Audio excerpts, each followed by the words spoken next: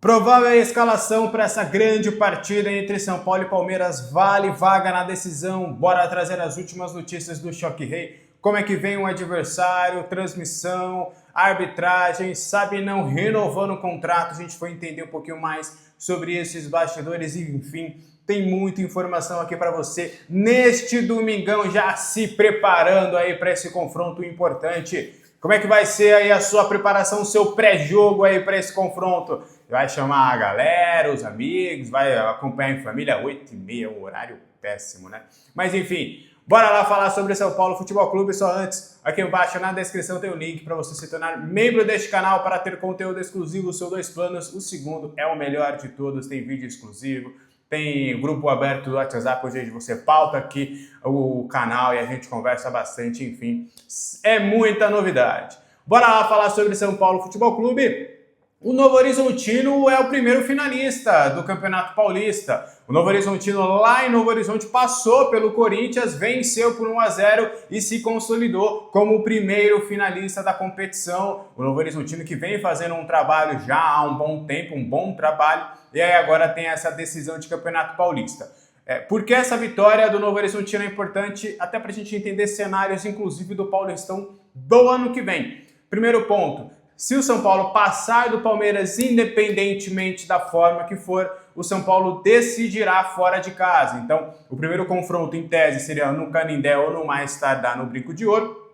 E contra o Novo Horizonte, provavelmente, acho que o Novo Horizontino não deve vender o mando, querer jogar na capital. Acho que vai prestigiar lá o seu estádio lá em Novo Horizonte. Então, o Novo Horizontino vai decidir em casa, caso o São Paulo seja o classificado aí para a grande decisão. Então poderemos, quem sabe, a gente torce para isso, para que o São Paulo levante a taça lá em Novo Horizonte. E com a derrota do Corinthians, o São Paulo dos grandes, independentemente do resultado de hoje, vai ser o segundo melhor dos 4 grandes de São Paulo. E tem uma parte do regulamento que diz que as equipes que jogam 2 vezes em casa nos clássicos são aquelas que têm a melhor campanha no campeonato anterior. Ou seja, em 2027, no Paulistão do próximo ano, tanto o Palmeiras quanto o São Paulo terão direito a jogar 2 clássicos em casa. Esse ano, por exemplo, o São Paulo jogou o clássico contra o Santos, mas jogou fora, tanto contra o Palmeiras bem como contra o Corinthians, porque na temporada passada fez uma campanha pior do que os 2 rivais. Então também é uma boa notícia já visando o Paulistão do próximo ano. Beleza? Só antes de trazer mais informações, só uma informação curiosa. Lembra do zagueiro Luizão, ex-zagueiro Luizão, aquele que foi revelado pelo Ceni? Tá sem clube, ele jogou a Série B do ano passado pelo Criciúma, não conseguiu muita rodagem, ele tinha rescindido o contrato com o West Ham, jogou na Polônia, tá livre no mercado. Será que pode ser uma oportunidade? Não, né? Deixa pra lá, deixa pra lá. Bom, agora bora trazer como é que veio o Palmeiras para esse confronto importante. O Palmeiras que tenta conquistar título do Campeonato Paulista depois de 2 anos, né? Já que o último título dos caras foi no Paulistão de 24.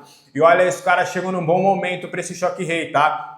Encontrou o time, tá com uma sequência importante. Tem essa questão aí do John Arias, que vem saindo no banco e tem uma boa possibilidade de, inclusive, jogar esse jogo como titular.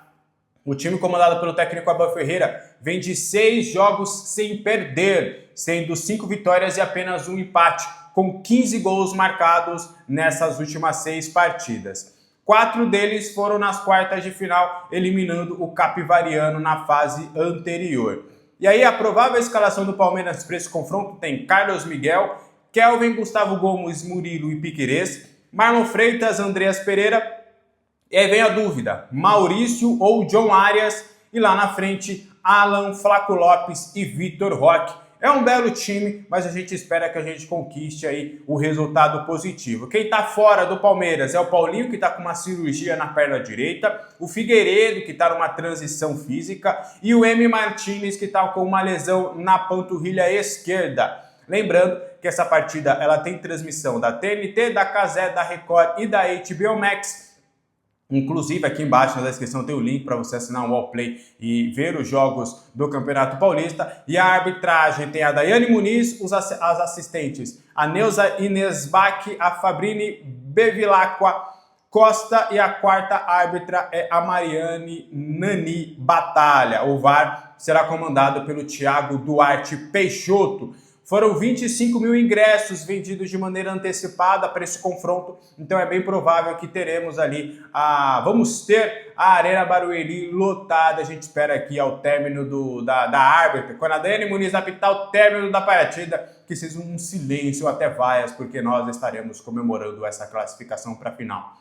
Como é que tá a sua expectativa? Tá confiante? Tá com medo? Quero saber aí nos comentários. Bora falar sobre os detalhes do São Paulo para essa partida. Tem detalhes importantes, provável escalação. Só antes, eu queria trazer a renovação do contrato com o Sabino. São Paulo anunciou na noite de sábado a renovação contratual até 2028, como a gente já tinha falado, com aumento salarial. Internamente é visto como um aumento merecido, por conta do seu novo status dentro do elenco. É bem importante que o Sabino, ele tem 3 situações contratuais com o São Paulo. A primeira é quando ele chega com um contrato de risco, ganhando menos do que jogador de base, e aí depois deste período ele renova o contrato até dezembro de 26, com um reajuste salarial, mas ainda assim com um salário que, do que foi me dito ali, era um salário muito de jogador assim que acabou de se consolidar, da base e tudo, o novo contrato do cara da base. Então ele estava com um salário defasado perante o momento que ele tem agora, né? Hoje o São Paulo encara o Sabino como titular. Ele pode, acabar perdendo espaço e tudo durante a temporada, mas o São Paulo entende que ele, por ser titular, ele tem que ser valorizado dessa forma.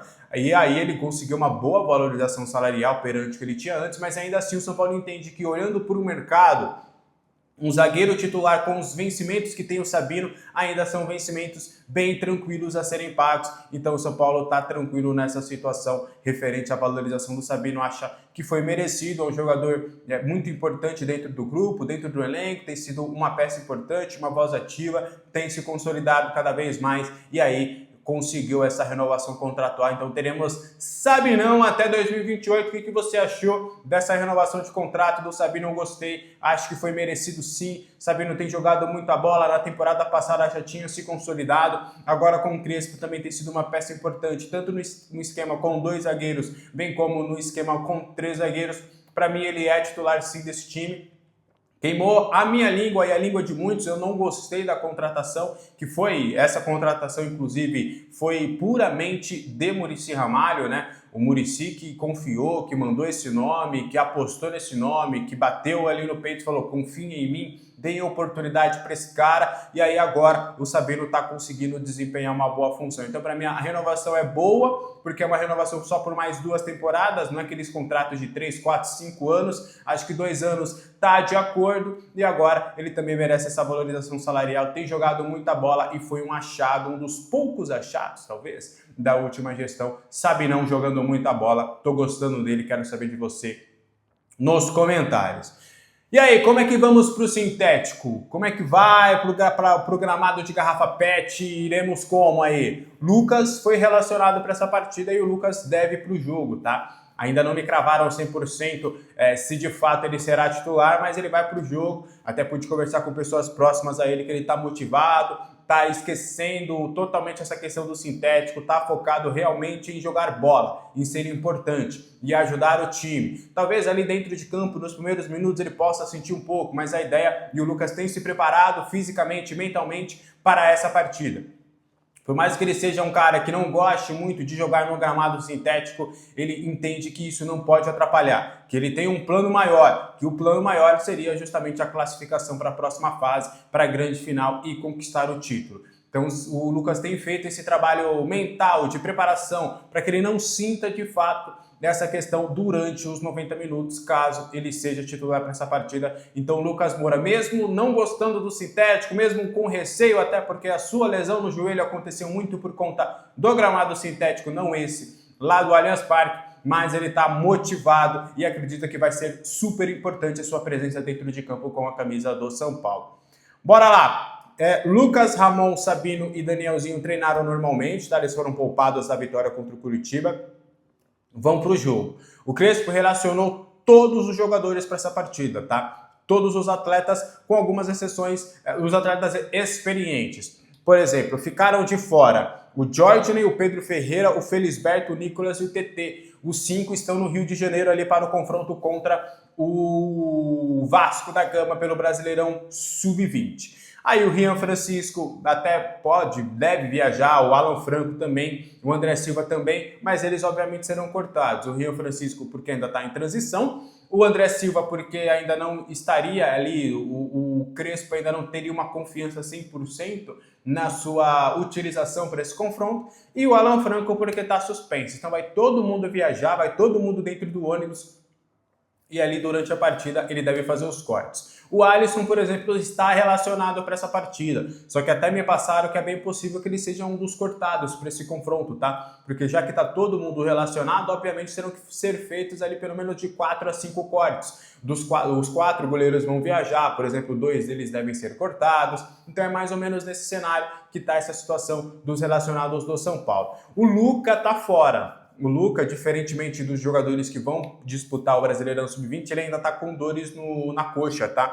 Não é uma lesão, até o que eu pude conversar lá, a galera falou que não é uma lesão, não trate como uma lesão, porque são apenas dores. Ele tá com algumas dores ali na região, e aí por conta disso, ele tá fora aí dessa partida, inclusive também não terá rodagem na equipe Sub-20.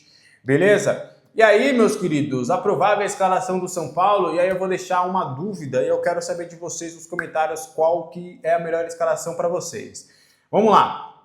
Rafael no gol, Lucas Ramon, Arboleda, Sabino e Enzo Dias. Bobadilha, Danielzinho, Marcos Antônio e Lucas. Luciano e Caleri. Uma alternativa seria a saída do Lucas para a entrada do Ferrarese ou do Tolói para o sistema ser mudado para o esquema com 3 zagueiros. O Palmeiras aí que parece que vai com 3, 4 atacantes, e aí talvez tenha essa alternativa do São Paulo jogar com 3 zagueiros. Qual que você acha que é a melhor escalação possível? Eu tenho dito nas lives, eu teria conversado com o Lucas, se eu sentisse essa confiança dele, para mim ele iria para o jogo. É o maior salário do elenco, não importa o piso, não importa se é o gramado de garrafa PET, ele tem que jogar. Se ele estiver motivado, vai pro jogo, para mim tem que jogar e vambora, não tem essa, meu irmão. É paulista, mas é clássico. É clássico contra os caras. Imagina o sabor de você vencer os caras lá no gramado de garrafa PET, todo mundo calado e você indo para uma grande final. Rapaz, é uma maravilha. Então, esse foi o vídeo de hoje. Espero que você tenha gostado. Qualquer dúvida, os comentários estão abertos. Deixe seu like, seu hype, inscreva-se nesse canal, compartilhe esse link para a gente chegar aí aos 20 mil inscritos e... Vambora! Vamos pra esse jogo aí que a gente vai conseguir a classificação. A expectativa tá boa, tô nervoso pra caramba, mas tô confiante. Vambora, vamos passar!